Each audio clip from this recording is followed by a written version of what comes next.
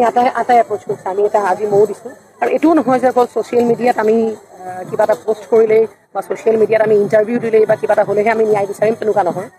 আমি ন্যায়টো আমাৰ নিজৰ মনৰ ভিতৰৰ পৰা আহিব জুবিন গাৰ্গৰ প্ৰতি শ্ৰদ্ধা তেওঁৰ প্ৰতি আৱেগ তেওঁৰ প্ৰতি যিখিনি আমাৰ মৰম চেনেহ আছে সেইখিনি আমাৰ নিজৰ বুকুৰ ভিতৰৰ পৰা থাকিব লাগিব গতিকে প্ৰতিজন মানুহে যেতিয়ালৈকে আমি সত্যটো উদঘাটন নহয় তেতিয়ালৈকে আমি আমাৰ সেই যিটো হেঁপাহ থাকিব সত্যটোৰ প্ৰতি সেই হেঁপাহটো জীয়াই ৰাখিব লাগিব আৰু যিহেতু ক'লোৱেই যে আমি এতিয়া যি ন্যায়িক জিম্মাত আছে গতিকে ন্যায়ৰ ওপৰত আমি আস্থা ৰাখিবলৈ আমি বাধ্য যাতে আমাৰ সেই বাধ্যতামূলক